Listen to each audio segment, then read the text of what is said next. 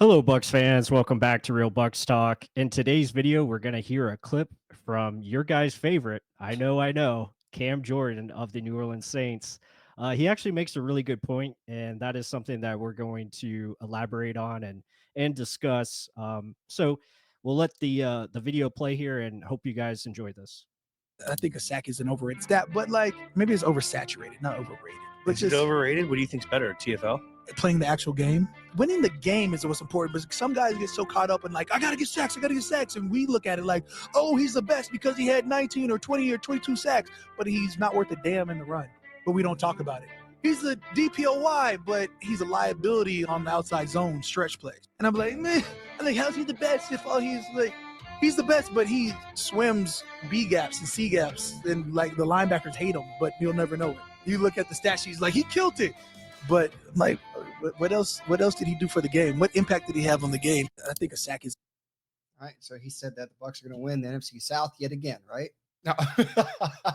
So the biggest takeaway, I mean, he makes a lot of good points, guys. I know whether you like him or hate him, most of you hate him. He's making a point of like, okay, these guys are getting 19, 20, 22 sacks, whatever. It shows up in the stat sheet. It's a lot of splash plays, but how much are they being out of position because they're going for the home run shot, right? I know a lot of fans love the numbers, right?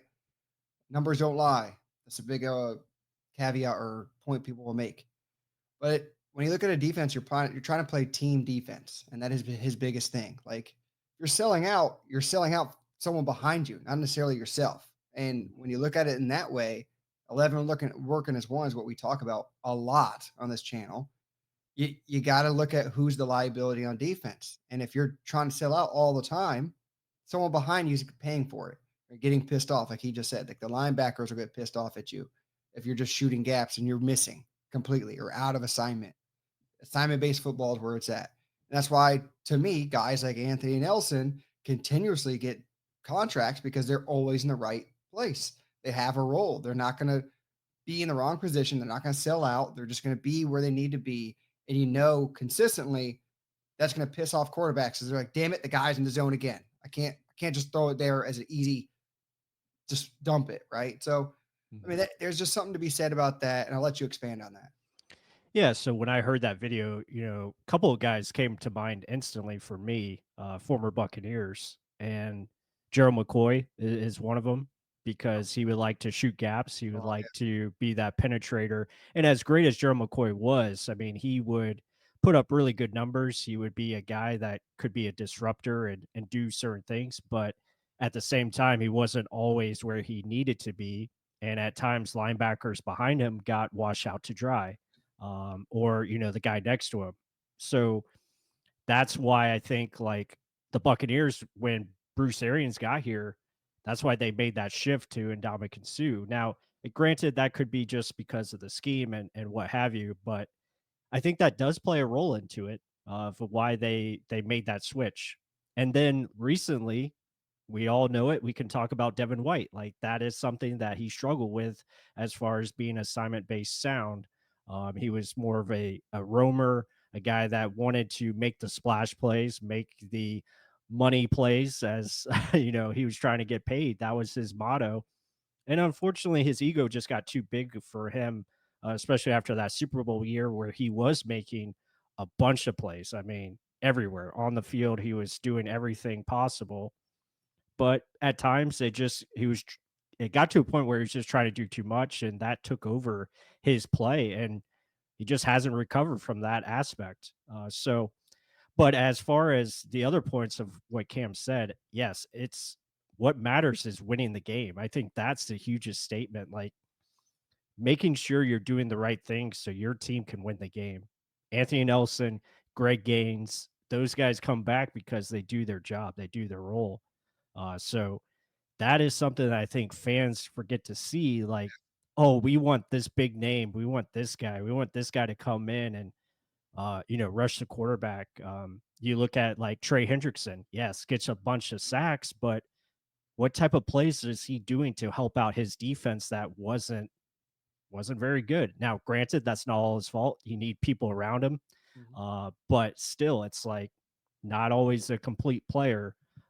from that aspect. You look at Yannick and Ngakwe, Yeah. perfect example. Knows how to get after the quarterback, but can't play the run worth of shit. Like that is something that is going to hurt you overall. So that's why you see like some of these guys that just continue to move place to place.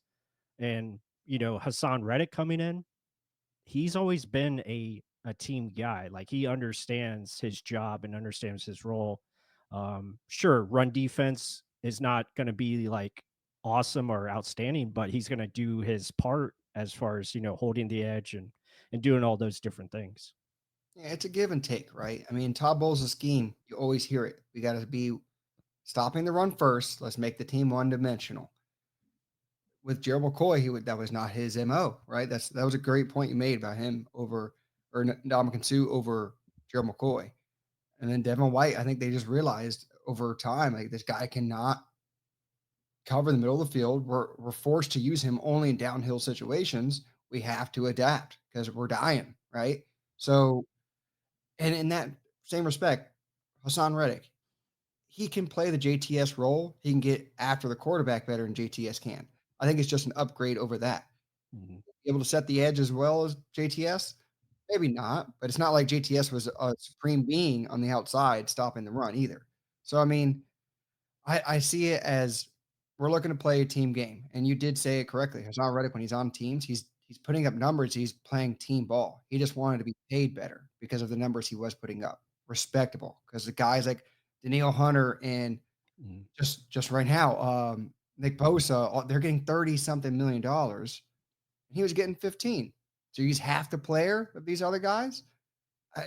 There's an argument there, right? Mhm. But either way, the whole goal of this video was understanding just the sack number itself isn't necessarily saying you're a great player. You're great at one thing, but as a defense, you got to be great at a lot, especially in today's game where the offense has leverage because the game's called that towards that. People want to see points.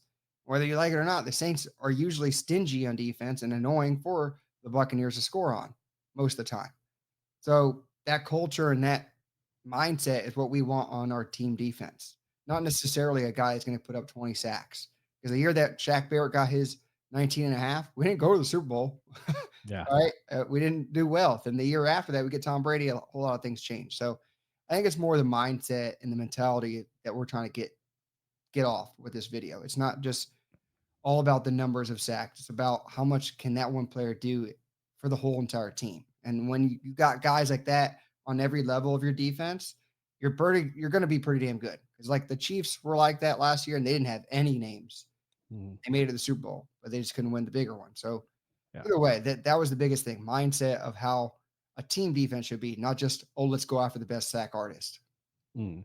Yeah, I'll end the video with this. The perfect example is Levante David. Like how many times we see Levante David come around the corner. He's going to take out the offensive lineman that is pulling so his other guys can make the play.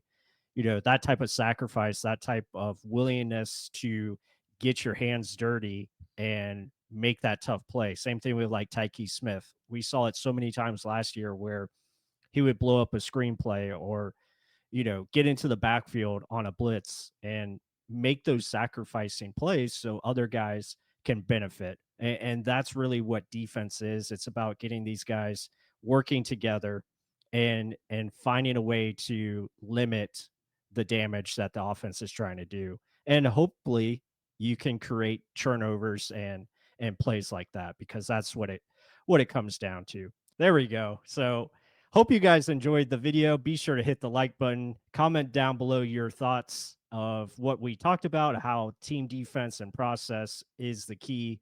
And with that said, until the next one.